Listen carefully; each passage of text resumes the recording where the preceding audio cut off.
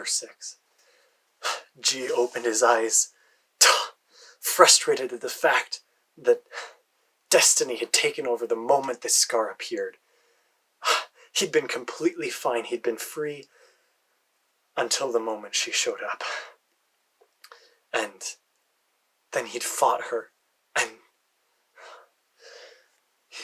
and almost as bad as that was the fact that Darren was there and Scar was there and she was working with Darren. He still didn't know what was going on, but he knew that Darren had won Scar over. And there was going to be no easy way out of this now. He clung to Blaze as Blaze continued to run through the hills away from the scene to get away from them, get back into hiding, someplace where they couldn't catch them. Eventually he'd calmed down enough that he slowed Blaze, who slowed to a trot and then finally stopped. G got off his back and settled down underneath a tree. He needed something to eat. And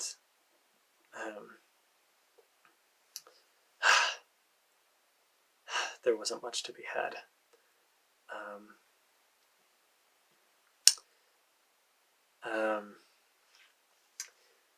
But yeah, Blaze went to go graze a little bit. And G just focused on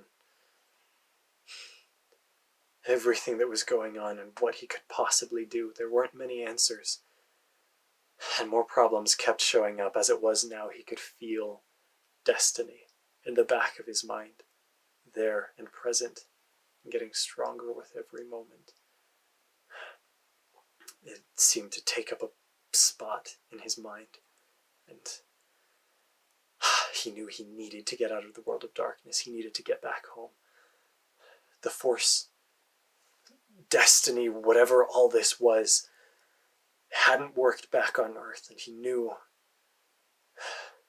partially through destiny, that he'd be safe if he got back home. If only they hadn't taken his traveling. He went back to Blaze, unsure where to go or what to do, when he saw something strange. A stone, a flecked stone on the ground. He went and picked it up, and he could see streams of color, streams of light pouring off of the stone. It was faint, but he could see it. His traveling had returned somehow, but he had it back. He turned to Blaze and said, "Blaze, buddy, can you see this?" Blaze shook his head, and G thought, well, then it must be back home, back to Earth, since he can only see his anchor world and I can only see my anchor world. Now is the time to see if Blaze could travel in a Pokeball. Though he was a traveler, so maybe it'd be easier.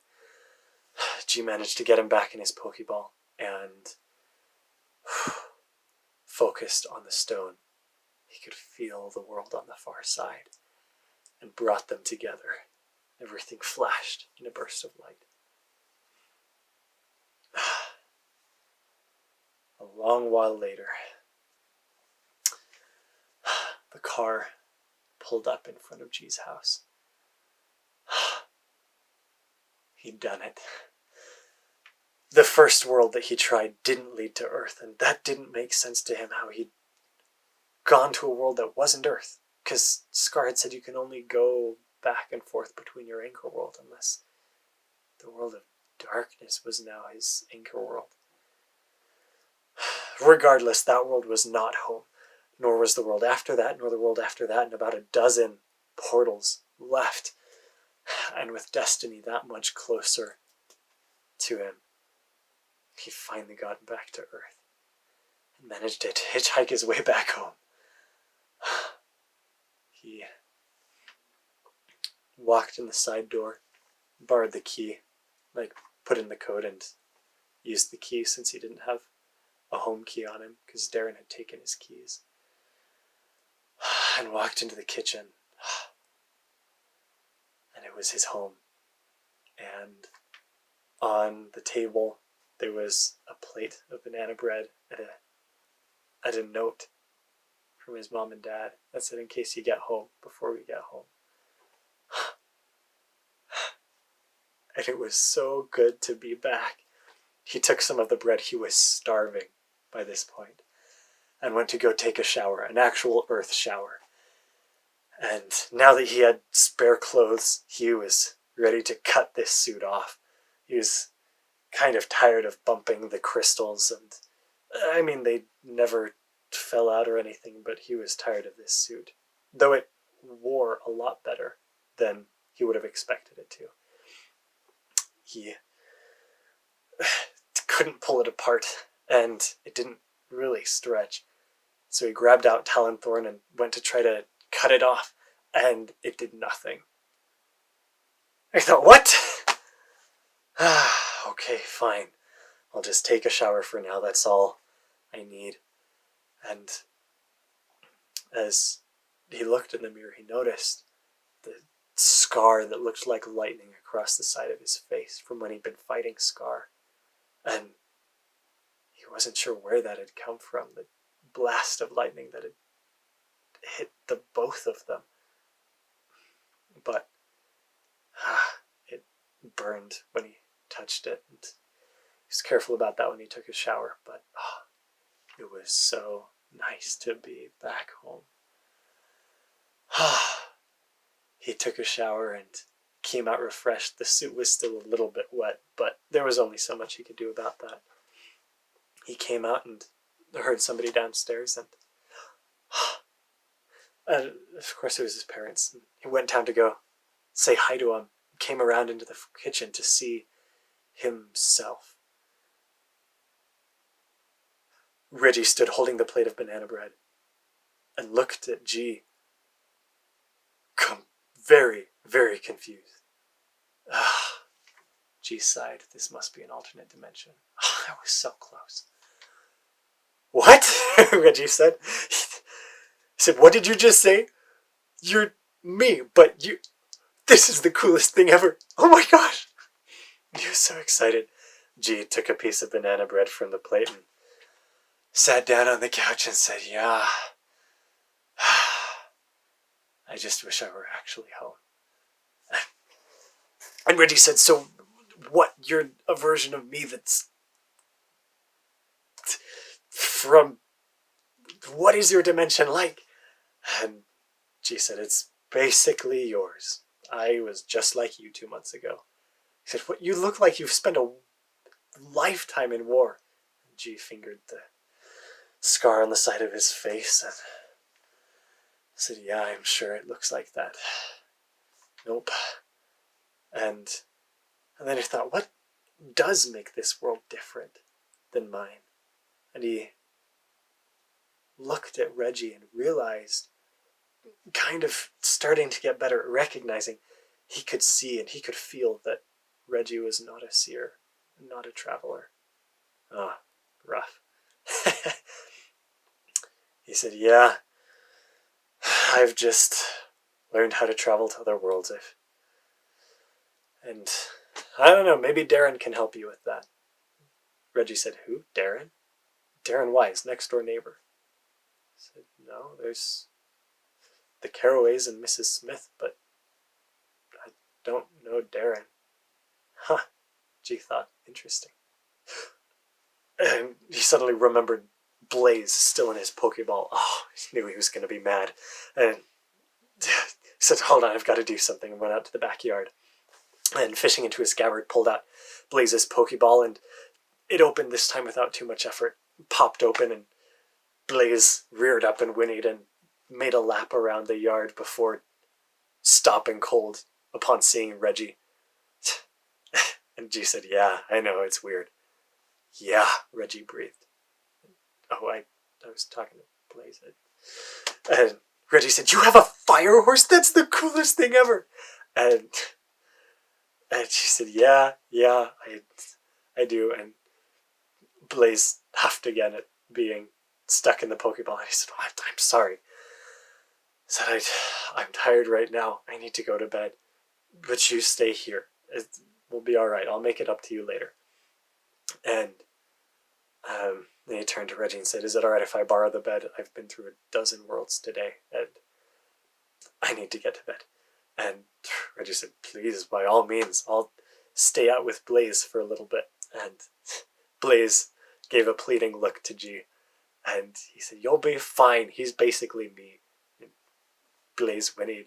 He says, it's all right. I'll make it up to you. And Dio went inside, took off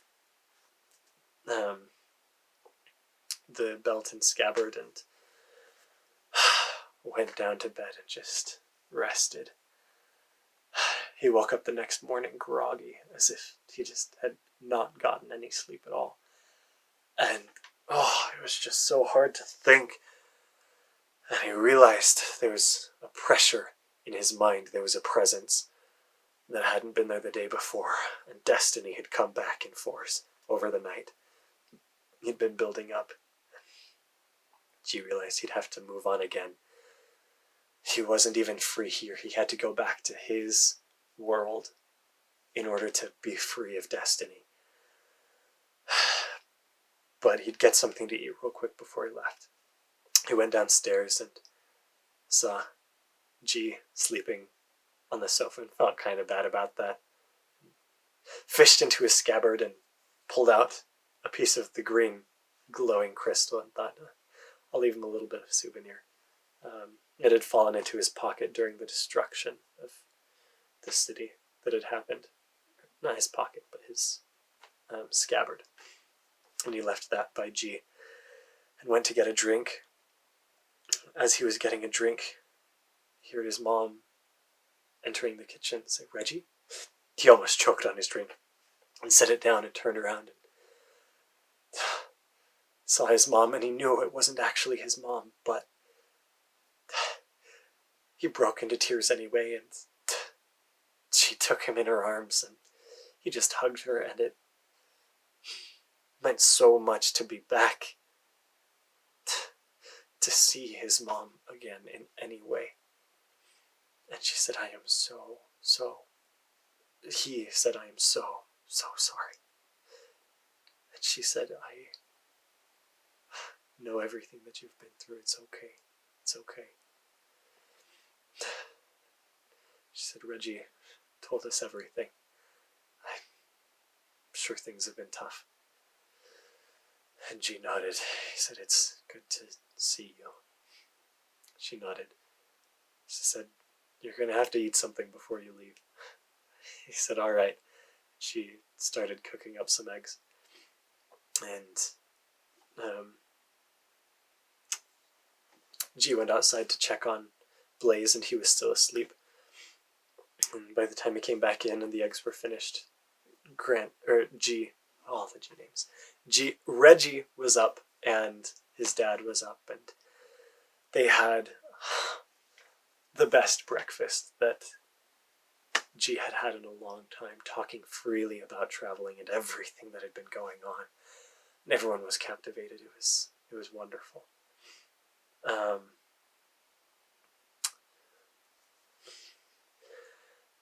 After that, he said, well, I'd better go.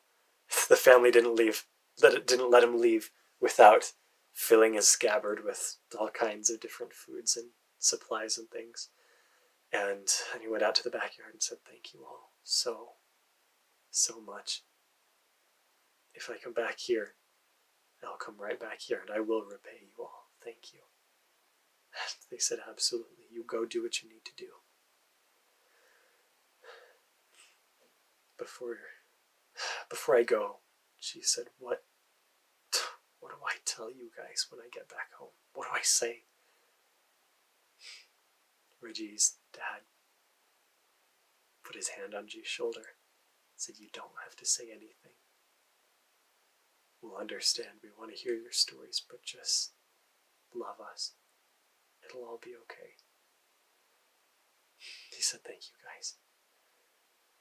Gave them all a hug before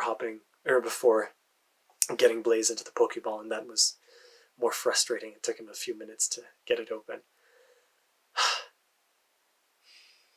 But he thanked them and pulled the leaf out of his scabbard that he had taken to get to this world. And his family disappeared in a surge of light. End of chapter 7.